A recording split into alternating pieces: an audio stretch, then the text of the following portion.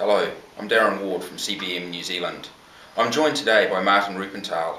Martin's our Regional Director for our Latin American region and has just returned from Haiti. Martin, describe for me your initial thoughts as you hopped off the plane landing in Port-au-Prince after the earthquake. It was even difficult to come there and to see the chaos in the airport, I think, with all these planes around trying help and military planes, etc. But even more logically, when we came to the city, see the devastation and see the houses down and the people really confused running around. I think this was really a horrible experience, I think, to see this in the first place. We've seen a number of large disasters over the last few years globally, but a common thread from people who have been to Haiti is that this is one of the worst they've seen. Would you concur? Oh, absolutely. I have not seen so many disasters, but my colleague who was with me, our emergency coordinator of CBM, she said that it was the worst experience she had. Of course, CBM works with people with disabilities. Talk to me about the reality of the aftermath of a disaster like this for someone who is living with a disability. We have a lot of casualties in this country, which is about 200,000, and many injured people, much more injured people. And you can imagine a person in a wheelchair or a blind person, a deaf person who cannot communicate, who cannot see, who cannot move around, will have extra difficulties, and many have been left behind, and many will die, or have died so far. Now, CBM's got a long history in Haiti. We had 5 partners in Port-au-Prince, and obviously one of your initial concerns when you landed was to contact them. Tell us about what is happening with our work in CBM at the moment.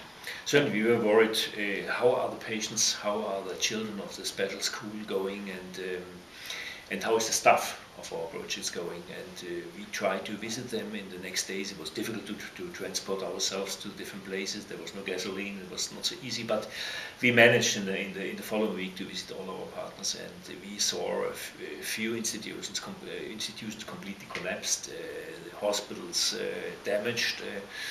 So now certainly a lot of things to do, as an emergency help and also in the long term. Now, I read a report, an email from Valerie, our colleague, where she described your first day in Haiti afterwards, and you were in a hospital ward of a CBM partner. She was busy putting on casts and you were handing out food and water.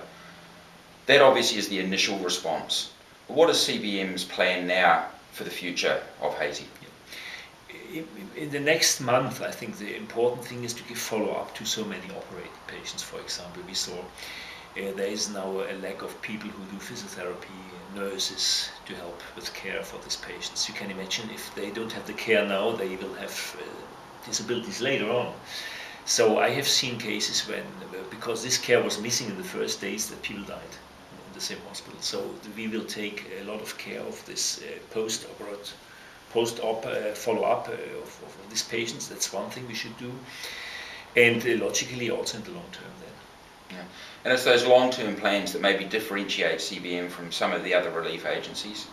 Yeah. And the fact that we have now started to develop plans for not just the next 6 months or 12 months, but the next 5 or 10 years to assist in the rebuilding of Haiti and ensuring that people with disabilities are looked after. What do you need to help to support those plans from people in countries like New Zealand?